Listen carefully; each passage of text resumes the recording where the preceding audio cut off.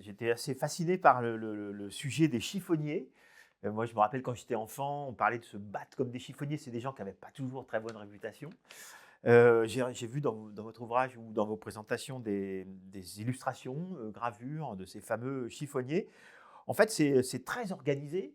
Et ce ne sont que les chevilles ouvrières d'un vaste commerce, hein, c'est ça? Les chiffonniers, au XIXe siècle et même encore au début du XXe siècle, jouent un rôle extrêmement important dans la récupération de tous les sous-produits qui sont utiles à l'industrie et à l'agriculture.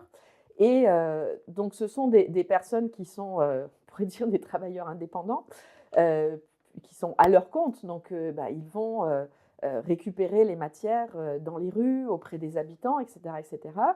Et c'est ça qui va leur donner un revenu. Donc, ils ont un métier qui est très pénible, hein, parce qu'ils doivent parcourir des longues distances, porter des charges lourdes, etc. Mais une fois qu'ils ont récupéré toutes ces matières, eh bien, ils vont les vendre à des maîtres chiffonniers, donc des grossistes, qui eux-mêmes vont procéder à des tris, qui vont revendre à d'autres grossistes, etc. Et donc, effectivement, cette filière du chiffonnage qui embrasse l'ensemble des sous-produits, c'est-à-dire que quand on parle de chiffonnier ou de chiffonnage, on parle vraiment de tous ces sous-produits récupérés en ville, dont font partie les chiffons pour la fabrication du papier. Et donc, toute cette filière du chiffonnage, effectivement, elle met en jeu tout un tas d'entreprises qui, à nouveau, sont des entreprises qui rapportent énormément d'argent. Pour prendre un exemple, hein, qui est celui des chiffons. Alors, pour fabriquer du papier, on utilise des chiffons d'origine végétale. Ces chiffons, on va essentiellement les chercher en ville parce que c'est là où le gisement est le plus concentré. Et donc, c'est plus pratique que d'aller les chercher de façon dispersée dans la campagne. Ils atteignent des prix tels qu'à partir des années 1850, ce sont les marchands en gros de chiffons qui font le prix du papier. Et les fabricants de papier sont vraiment pieds et poings liés vis-à-vis de ces marchands de chiffons parce qu'ils en dépendent complètement. C'est d'ailleurs ce qui les amènera à essayer de chercher ce qu'on appelle à l'époque un succédané du chiffon, quelque chose qui leur permettrait de se débarrasser de cette contrainte des chiffons et des prix des chiffons. D'ailleurs, vous allez jusqu'à faire du 19e le siècle du recyclage. Vous recyclez énormément, y compris, je crois, j'ai lu les os, l'extrait de la viande qu'on mange. Il y a énormément de choses qui sont récupérées.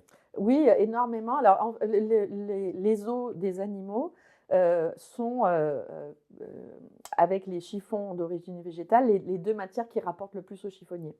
Et ces os des animaux, donc, ce sont des sous-produits urbains parce qu'au XIXe siècle, on vend l'os avec la viande. Donc, l'os se trouve dans les tas d'ordures des citadins. Et ces os ont des utilisations multiples. Les grands os servent à fabriquer des objets, des peignes, des boîtes, enfin, en récupérant certains morceaux, etc. Des boutons, comme la corne d'ailleurs. Les os gras servent pour l'extraction de la graisse, donc à faire de la graisse mécanique. On va aussi extraire la gélatine des os. Cette gélatine, elle va servir à des préparations alimentaires, comme les blancs mangés, les flancs, etc. C'est la gelée comme on la connaît aujourd'hui, mais qui est d'origine animale ici. Et puis cette gélatine, elle va aussi servir plus tard pour les négatifs photographiques.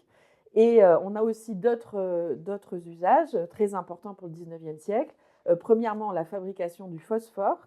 Et ça va permettre finalement la mise au point des allumettes inflammables par frottement, qui vont permettre d'allumer de façon très pratique les bougies en particulier. Et enfin, dernier usage, mais qui est extrêmement important au 19e siècle et qui va faire des fortunes, c'est ce qu'on appelle le charbon animal.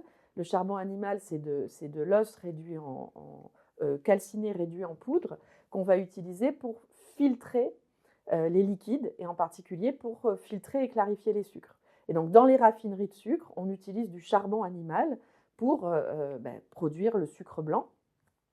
Ce charbon animal, il a d'abord été utilisé pour la betterave au tout début du 19e siècle, pendant les guerres napoléoniennes, parce que les sucres coloniaux n'arrivaient plus en France. Et quand le blocus s'est achevé, on a réimporté des sucres coloniaux, mais la technique de raffinage par le charbon animal est resté.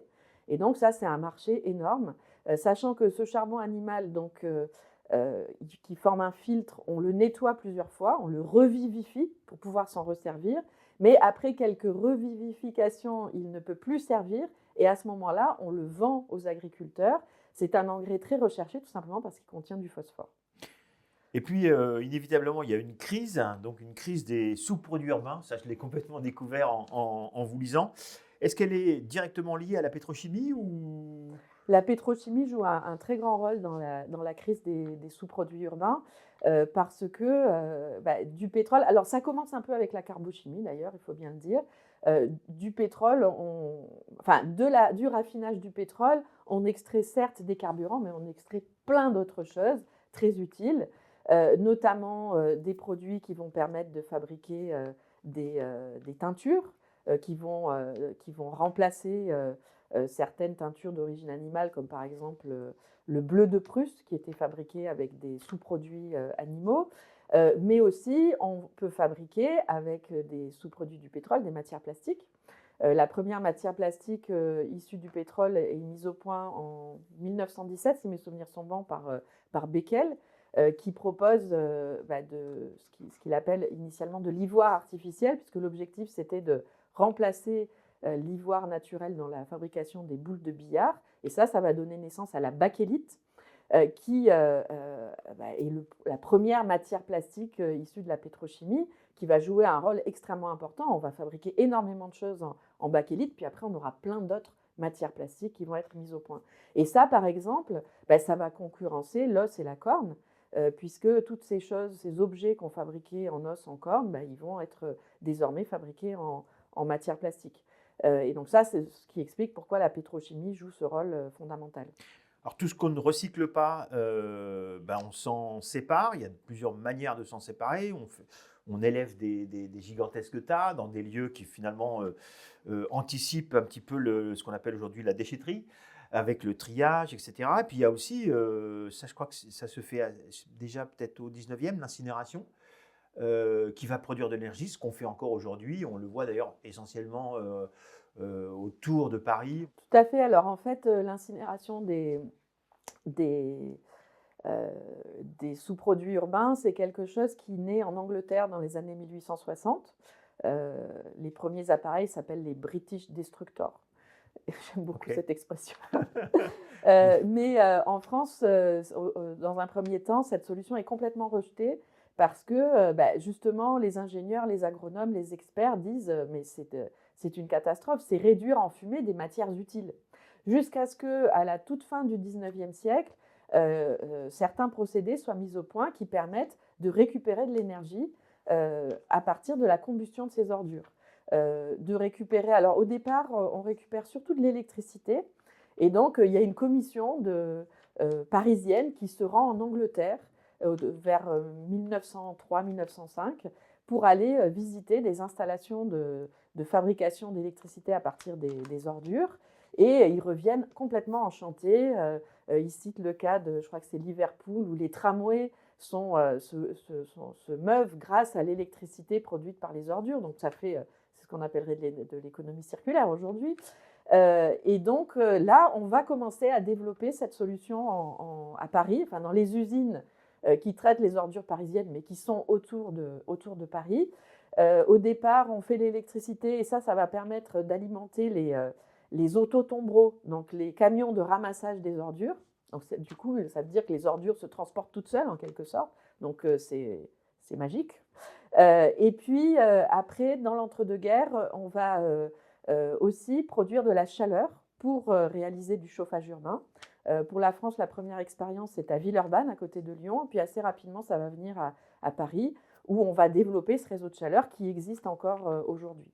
Alors, le réseau de chaleur, aujourd'hui, c'est à la fois un atout de la ville de Paris et puis une très grosse contrainte, parce qu'on a une certaine contradiction. Enfin, le réseau de chaleur se trouve pris dans un tissu de contradictions. Premièrement, contradiction avec l'idée selon laquelle il faudrait prévenir la production de déchets. Donc, moins on a de déchets à brûler, moins on produit d'énergie. Contradiction avec le tri à la source. Pourquoi? Parce qu'en triant à la source, en fait, on enlève certaines matières qui produisent beaucoup de chaleur, en particulier le papier et les plastiques. Bah, c'est pas une très bonne idée de brûler les plastiques, hein, mais d'un point de vue énergétique, c'est intéressant.